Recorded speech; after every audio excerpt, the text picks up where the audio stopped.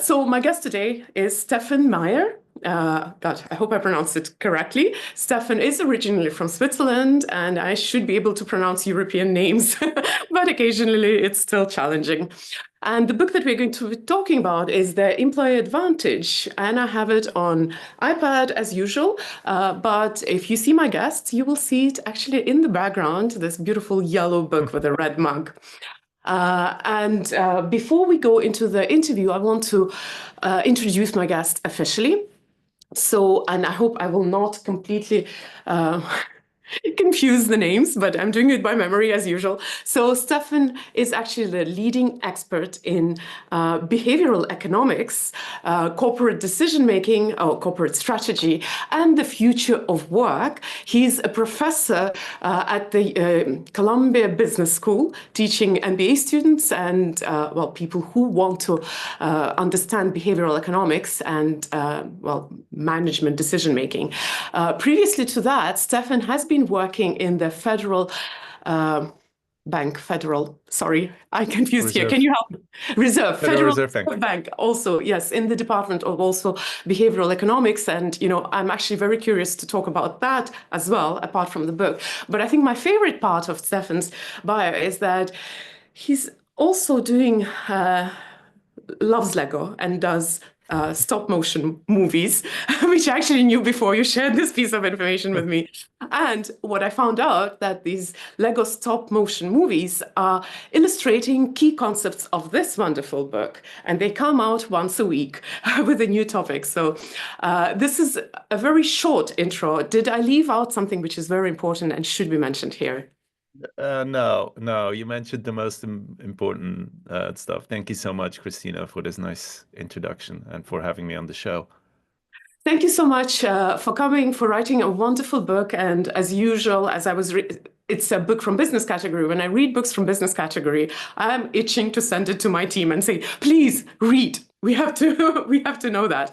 But let's start with I probably won't ask, although I'm very curious about behavioral economics, but I want to ask, so what compelled you to write the book? Because you have so many probably avenues for self-expression. You're teaching students. What was the reason behind writing the book? Yeah, thank you so much. I mean, it's a great question because it's a almost a long story. I mean, I'm studying in my research about what motivates people for years and years. But then I also teach my students about business strategy. So I teach like hundreds of students here at Columbia, either in the MBA or our executive MBA or our exec ed teaching about business strategy. And when I talked about business strategy, I often talk about, how to position the business, what should Walmart do with their customers? What should Disney do? Should PepsiCo split up their snack business from their beverages and so on and so forth. And so I almost kept the research part separate from my teaching part. Would go into my office and study what motivates people at work, and then go to the classroom and teach about how to position a business. And only during the pandemic, I actually made the connection, which I should have before, but somehow the pandemic put a bright spotlight on what is not going so well in the Hmm. workplace, within organizations and firms. And we saw that with like great resignations and like quiet quitting and people being disengaged at work. And then I figured, well, actually, it's not just a pandemic. We were having trouble with motivating employees and workers for a long time. The pandemic was just that catalyst Hmm. who led to this disengagement, almost a disengagement epidemic at that point. And then I combined like, well, I actually know a lot about what motivates people. So I combined kind of my business strategy piece with my motivation work that I do. And I also started to think about more about technology, how technology affects work and how we can use technology to actually help creating a more engaging, more motivating workforce. So that's when I started to be very, very passionate about how can we actually humanize work.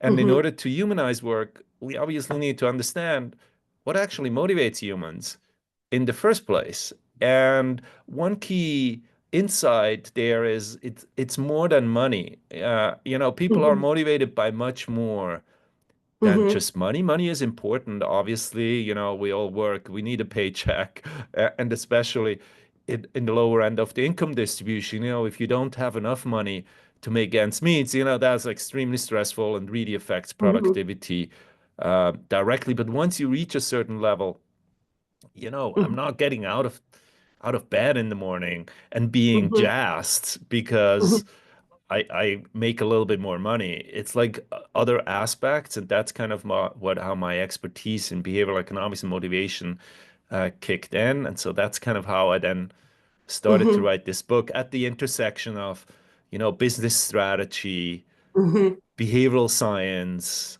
and kind of future of work, how technology can help. hmm So, for those of you who haven't yet read the book, I do recommend you get the book. This is how it looks like. We'll probably share the links to the book. And I also want to say that, for me, maybe reading business books is usually a little harder, but I have to say that this book reads actually very nicely in the sense that you get sucked into it. It reads a little bit No, like adventure story, of course, because you do share such a rich variety of case studies from companies that we all know, and it's very interesting, of course, to understand how these things function behind the scenes. But also, there's research, there's psychological point of view, but then there are all those stories, so you won't even notice that you're being taught, which is very very That that's valuable. yeah, Christina, that's probably the best compliment I got. I heard that now a couple of times, but that's exactly what I tried to achieve. A book that there is obviously, research in the background. There is a lot of rigorous research that is, if you would read those academic papers, they are dry and sometimes very complicated. And I tried to make that accessible also with, those stories, because in the end, I wanted to write a book that is kind of a roadmap, to now implementing this, to think about how can we make my team, whether you're a leader of like 3 people teams or the CEO of a multinational thousands of people organizations, how can we now use those? And so I really thank you so much for you know, confirming what I try to do is like something that is actually engaging, has a lot of stories that you can read and don't feel like, oh, this is a drag. I probably need it, but it's like painful to get through. So thank you so Yeah. much. It's actually not a very common trait for business books. That's why I said it's a little hard to read business books sometimes. But with that said, I want to maybe take a step back and talk about the picture in general, because in your book you do start by explaining how this whole topic of employees being important has been highlighted recently. And what I wanted to ask that you compare very often the employee-centric approach to customer-centric approach, which is a much more common phenomenon nowadays. We kind of expect companies to be customer-centric. This wasn't the case maybe 10, 15 years ago. So does that give any hope that companies are going to start seeing employees as a value as they once learned to see customers as value? I absolutely think so. And part of that, as you mentioned, part of the story and like the overarching mindset shift that I want to instill with the book is like, think about your employees as the new customers in 2 ways. One is I think the customer centricity, there's a reason customer centricity took off in the last 1 or 2 decades. Because there are certain trends that allowed us to be more customer centric. We Mm, know more about the customer. Somehow there is more competition. We need to be, agile is like we need to be innovative all the time and figure out what the customer actually wants. There is more transparency about the experience that people have, because of social media, because of review sites. We now know, oh, this restaurant really sucks, because customers give reviews and share it. And there is more data about the customer as well, so that we can personalize.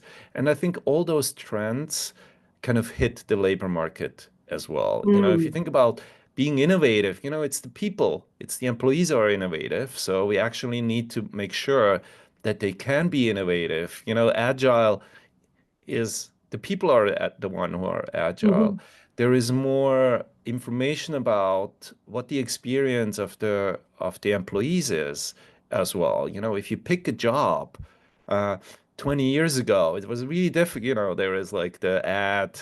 Mhm. Maybe you were able to talk to one person who, you know, a colleague, you know, who was at the organization.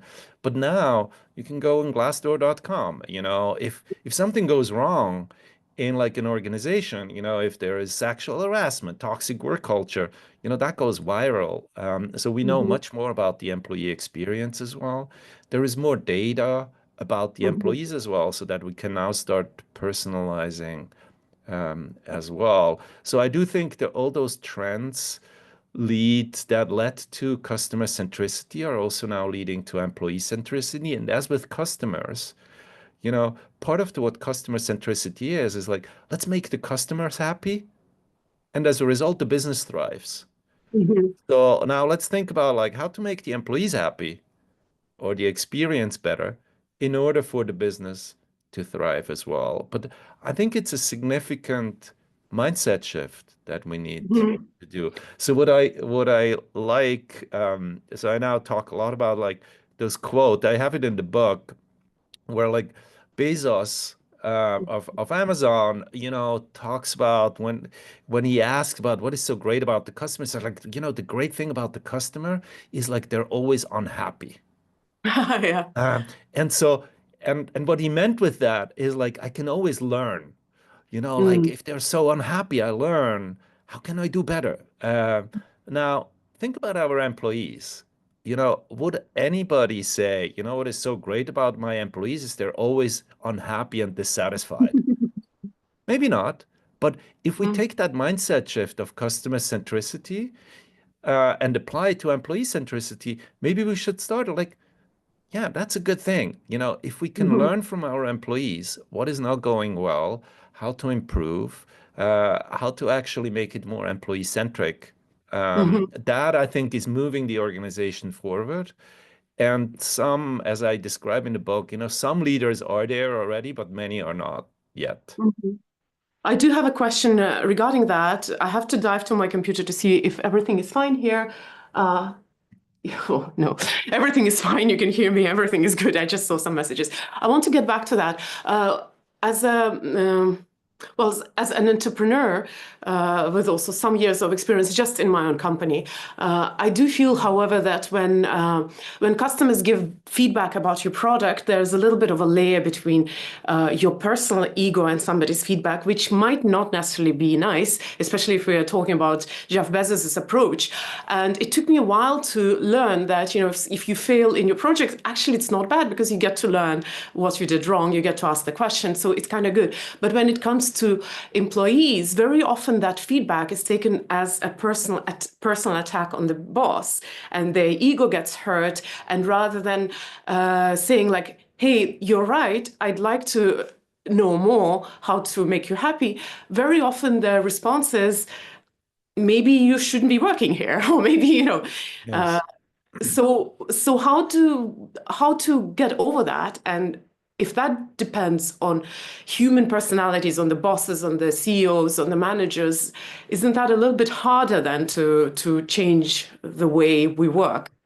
Yeah, I think yeah, I think you're absolutely right. You know, it might be harder because it hits closer to home. Because as you rightly say, uh, people don't leave organizations or jobs, they leave bosses, as the famous saying Mm. goes.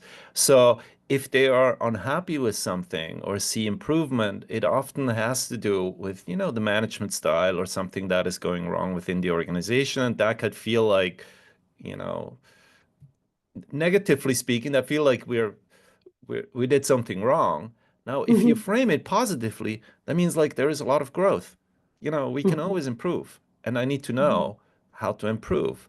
And I think we made that shift in the customer centricity. You know, as you said, we think like if the customer is unhappy about something, we now say not like, oh, we failed. It was like, oh, we can improve, we can grow. And Mhm. because that's not only good for the customer, but it's actually good for the business. That's how it Mhm. helps us.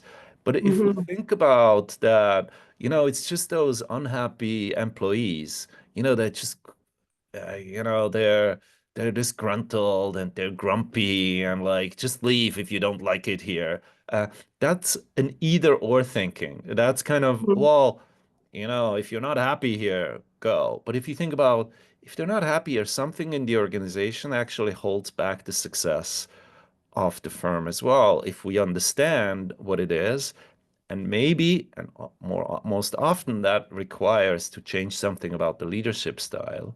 But Mhm. that's a good thing because going forward, we're going to do better. That's what I also talk in the book about, one part about like the growth mindset, like as a leader, we have to recognize that we're not perfect, and we have to adapt, we have to grow, and growth means making mistakes.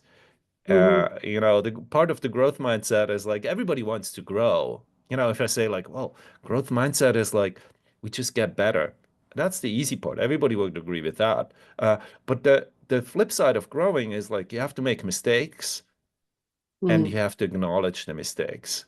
You have to Mhm. see, okay, I didn't do so well in like managing my team. I could improve in making sure that there is no toxic work Mhm. culture. I have to improve on my communication style towards my employees. And I hope part of what the book hopefully helps is kind of to see, where can we improve as leaders? How can we improve the team? And so that when it comes, those feedback, when like the team actually tells you, the mentoring doesn't work, I don't get mentored as much, or I don't learn new skills the way that I should, then we don't take it as a criticism, but more like as an opportunity to grow.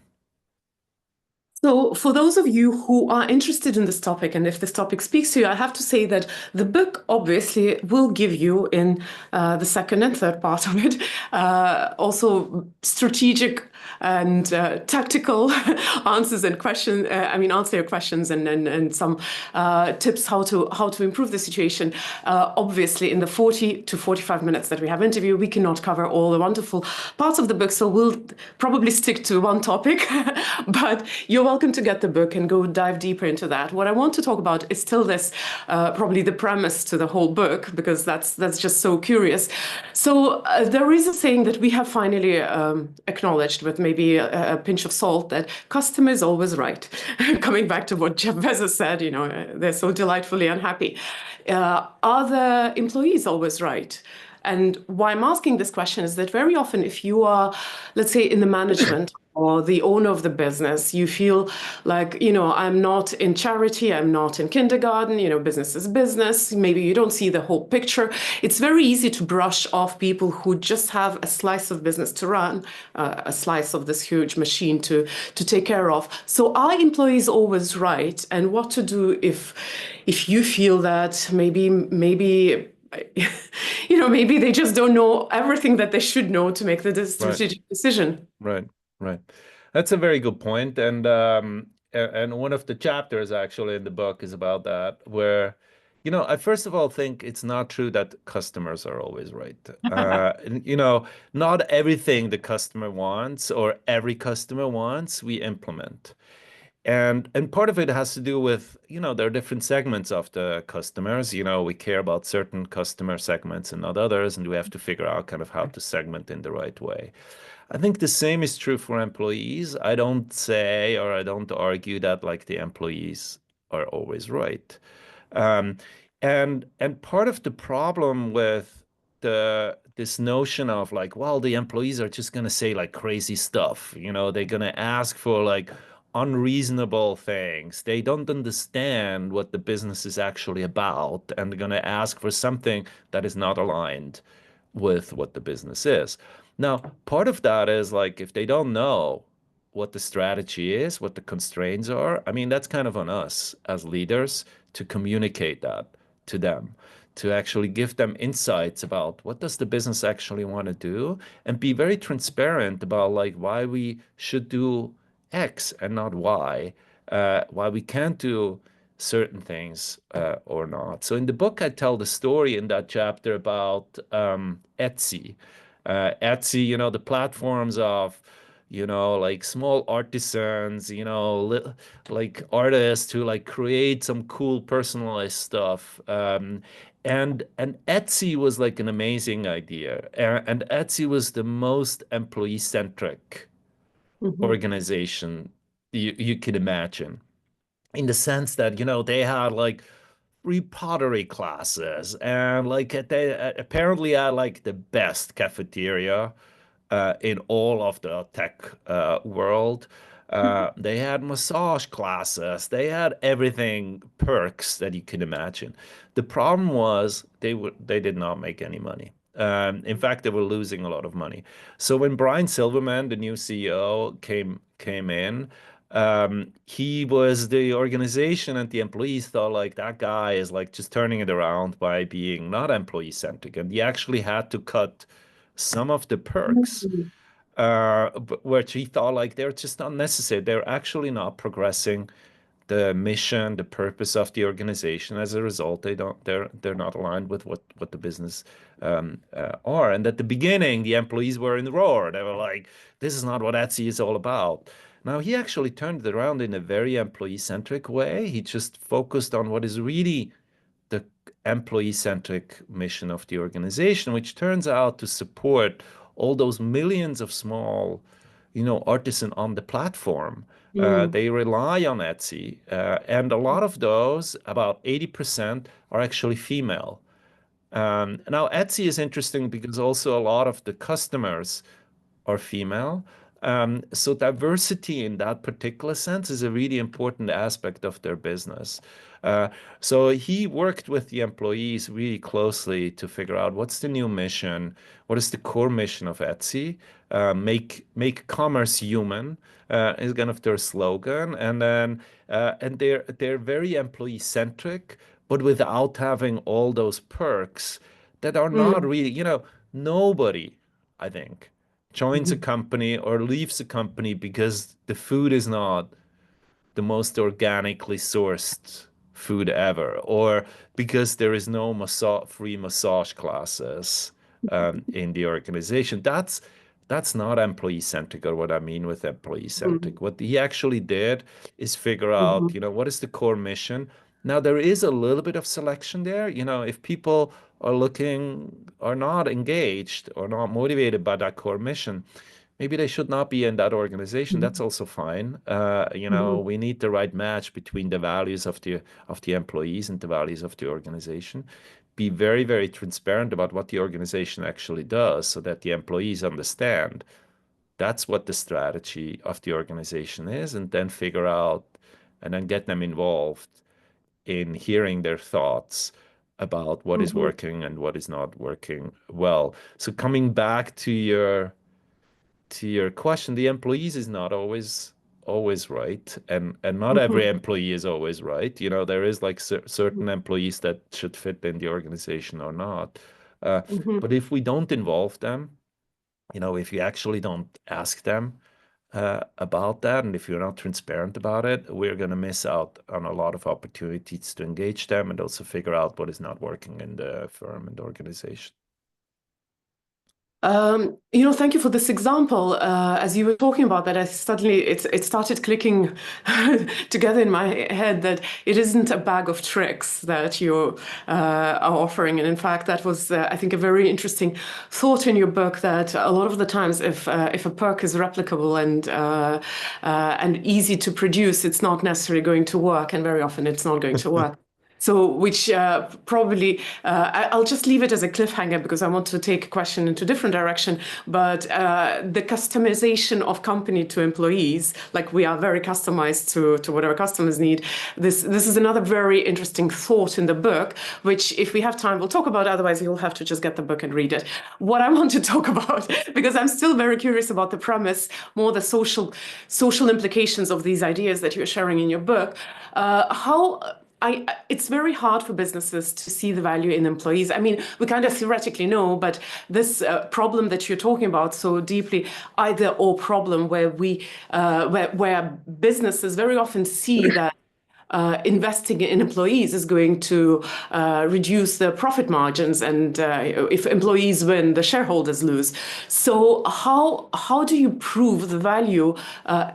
And in addition to that, you also say that short-term measures don't work. You have to have patience, and it takes time. So how do you do this pivot? Because Yeah. really, I mean, if the shareholder is breathing down your neck that you have to cut costs, then Yes. yeah. Yes. Yes. It's a very important point, Christina, and it is kind of why it's hard to do this. Now, hard, as I talk in the book, hard is good. You know, if it were easy, everybody would do it. If it's hard, you know, you can actually differentiate. But I think it's hard for at least two reasons that you talked about. You know, one is it's in the short term, if you wanna increase your margins tomorrow, the easiest way to do is to cut labor. Get Mm. rid of people, squeeze them. You know, that's an easy way to make your next quarter's number look good. I think it's also a perfect way to destroy the organization. Uh, so that's kind of the short versus long term. You have to invest. Now, that's also true for customer centricity. You know, if you want to cut your marketing or branding budgets or customer insight, that's also easy to cut. And that's often the first thing that goes. But I think you're actually destroying also the brand in the long term. So one is this short versus long term. The other problem that you were alluding to is kind of this either or thinking, you know, and what is the proof that like investing in your employees actually will lead to positive business outcome? Because the book is really about like this is a competitive advantage. It's about it's good Mhm. for the business as well. Now there are in the book I talk a lot. There are actually a bunch of studies that show that, but there are also case studies. So let's take Costco as an example. So Costco is, you know, if you don't know, this is you know, a retailer that is a subscription model. So you pay a subscription fee, then you get like really discounted goods, everything, you know, from like microwaves to TVs to food, to everything. Costco, and they're kind of a competitor to Walmart, or Sam's Club is kind of the Walmart equivalent model. Now, Mhm. Costco is very employee centric. In the sense that, you know, if you think about like retailers, you know, first they actually pay relatively well. They also have like health insurance, but they also care about people's career prospects. So they make it very clear you enter Costco as like, you know, stock the shelves, and you kind of know here's the progress that I can make within the organization, how I can make a career. About 90% of their management is promoted internally. Mm. Now they actually got exactly what you said. You know, there's like analysts on Wall Street who was always, well, you can't have both, you know, either you care about the shareholder or the employees. I mean, you have to decide. Now it turns out Costco doesn't. Because, and you see then the benefit of being employee centric. So the first benefit is quit rates are going down. Turnover in an industry, this is now retail, where people switch jobs a lot, they have a much, much lower turnover, which is cost right away. You know, if you have to recruit, train new employees, it's a very, very costly enterprise, and their quits rates are much lower. So people are staying more. That's one. Second, they're actually much more motivated. So productivity Mhm. goes up. So their sales per square feet within Costco is much higher than their competitors. So their productivity goes. Now the third is they're actually help making customers happy. You know, there is Mm. no happy customers if they're not Mhm. happy employees. Now, in a Costco, in a retail setting, happy customers mean they come back more often. They're actually willing to pay a subscription fee. In that particular setting, private labels have higher margins. So because people are so obsessed about Costco, now the customers, because of the happy employees, they're actually willing to pay for the Costco brand, which is called Mhm. Kirkland. It's a private label brand which has much higher margins. So if you look at Costco, And the CEO of Costco says, this is not altruism. How we Hmm. treat this is business strategy at its best. Hmm. It treats their employees nicely, and as a result, they're making more money as a result. It's a little side question. Is there any research that actually shows the correlation between the satisfaction or happiness levels of employees and the, I don't know, profitability of businesses? It's maybe Yes, probably a yep, hard one. yes. There is a lot of research now.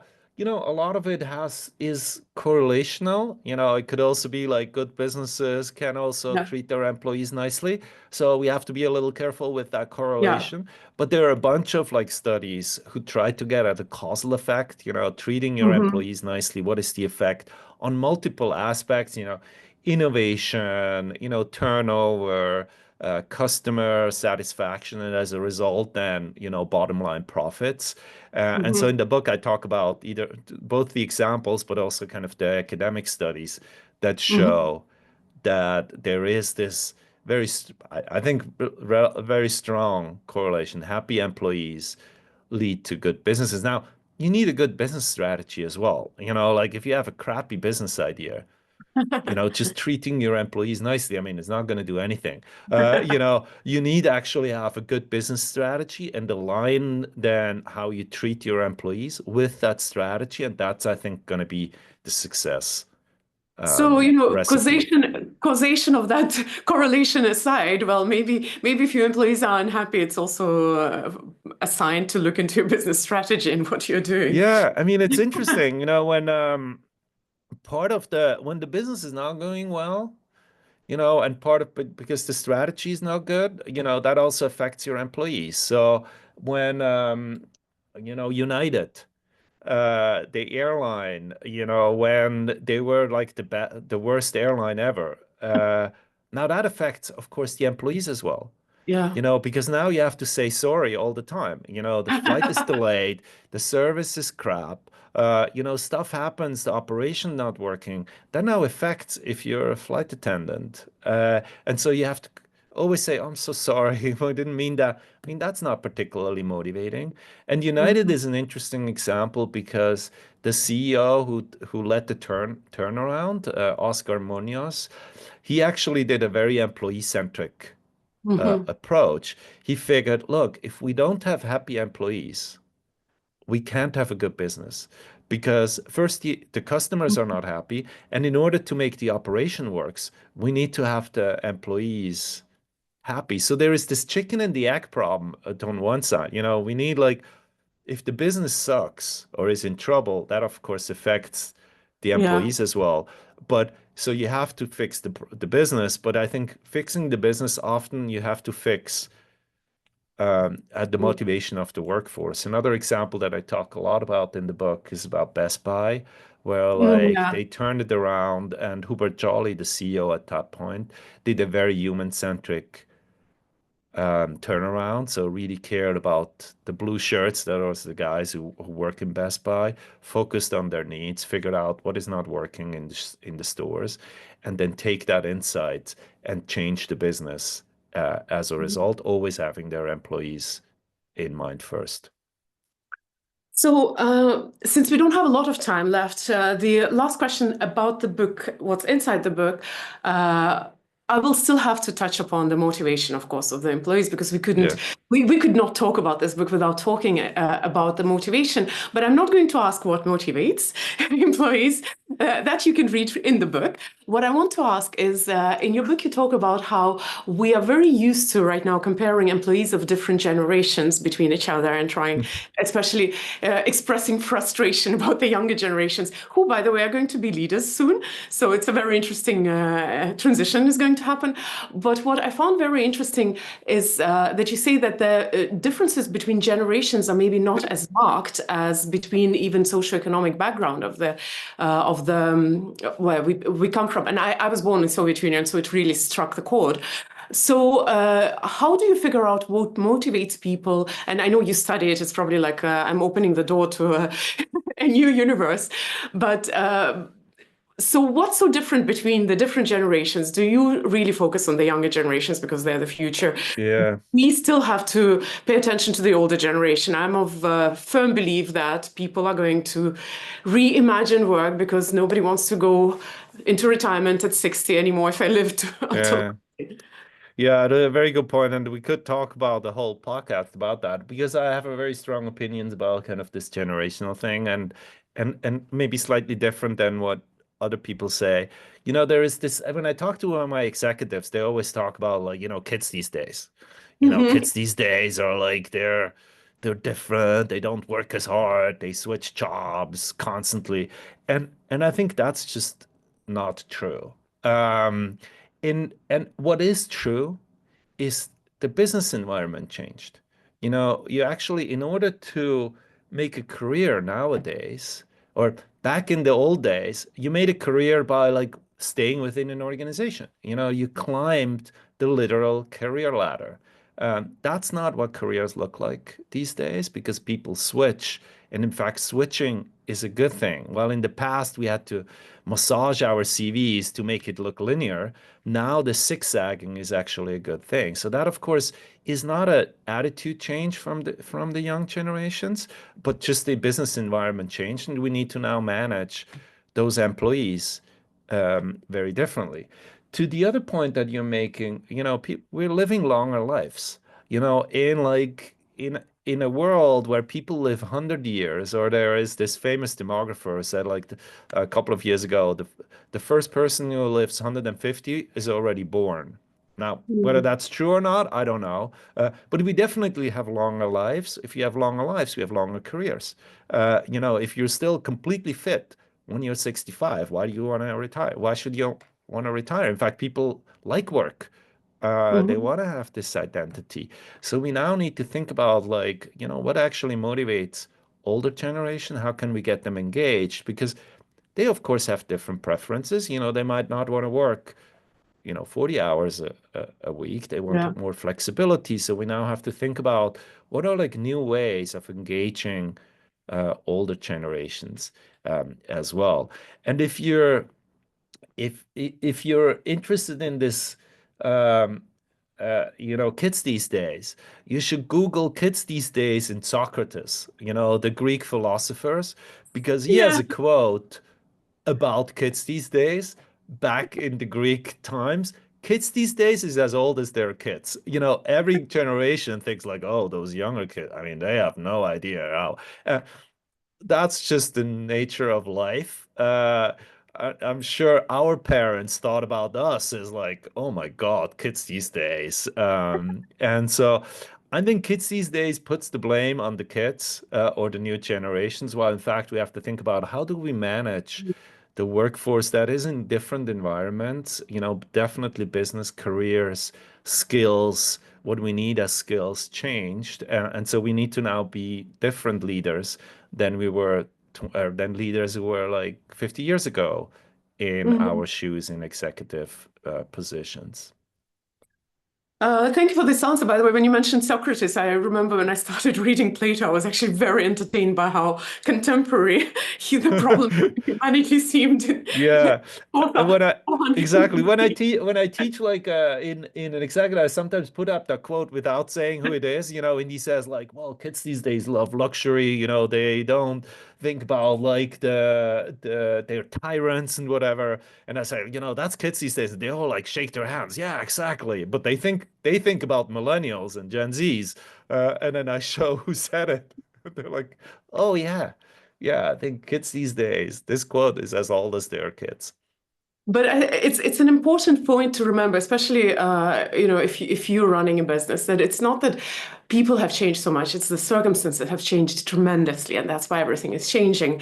Now, what I want to ask before we start finishing, two questions. One of them is: so who's this book for? Is it more for the employees, for the people who are running businesses? Who Yeah, I did mean, you talk I to? think, yeah, I think like the core customers now of my book readers are like for everybody who has like, works in teams, ideally like you're a leader of two people, three people who kind of manage teams from you know, you're an emerging leader of like a small team to like the CEO of a large organization. But I think, as you said, I also wrote it in a way that it's actually engaging whoever is interested in what the future of work should look like. Because I really believe and I hope it's an optimistic, you know, message that comes out. We can actually do better. We can change the workplace to be human-centric, and not as an altruistic act, but actually as a way to move forward as a business. So whoever is interested in what I think is the future, a human-centric future of work should look like, is been interesting. But some of the practical tips are like, you know, if you actually manage a team of 5 or a team of 15 or a team of 100, that's going to be very applicable then. So yeah, the Mindvalley Book Club Book of the Week, The Employee Advantage by Stephan Meier. Sorry, Stephan. Stephan. That's Stefan, yeah, the way your mom says, as you right. said, you told me. So yes, the Book of the Week by Mindvalley Book Club. Do get it, read it. Let's start changing the world, you know, little by little, even if we are still the lonely fighters to humanize the world. The question that I like to ask, I'll actually first do the traditional closing and then I'll ask the question. So if you are watching us live, then leave a heart for my wonderful guest. If you're watching it in recording, leave a heart in the comments below the video. Love, you know, it transcends technology, time, and space, so leave your love. Now, the question to Stephan is, how would you like your book to change the world? Well, I think like how I started, you know, what makes me so passionate about this, we can actually think about work very differently. We are in a period where we can change the way we work into being in a more human-centric way, which is pathetic because we talk a lot about, or maybe ironic, we talk a lot about technology at the moment, you know, and technology taking away humanity and maybe jobs. And the story of the book is actually very different. The message, you know, we should go back to thinking about, you know, what makes human human, what actually motivates people at work, and how can we now take that knowledge to create a better workplace of the future and use technology not to destroy those motivators, but actually enhance them going forward. So that's kind of what I'm passionate about. I want to talk a lot about this employees centricity, and for me, my resolution for 2025 is kind of to get more people engaged and involved in thinking about this human-centric future of work. In fact, you know, one of the quotes that I highlighted was exactly that because I really found it very inspiring. It's critical for businesses to understand, however, that technology should be regarded as a tool that augments human capabilities, not something that will displace them. I think this is such a necessary message, especially now that we are scared about AI and whatnot. Right. So thank you so much for this wonderful interview. It was really a pleasure to get to know you. I hope we'll get to meet somewhere. Although you're in Yes. US, I'm here in Europe, but you know, technology helps to augment our communication. Yeah. So for everyone who joined me, thank you so much for joining Mindvalley Book Club interviews. Your live presence is very heartwarming and very necessary. I actually like to interact, even if I don't see always your comments. I do see your your emojis. So come again. We have our interviews at the same time every week on Wednesday, and I'm interviewing the best book, you know, the book of the week by Mindvalley Book Club. And if you haven't seen the numbers, we review somewhere close to 2,000 books every week. Not review, we don't review them, we go through them. We review only a few of those.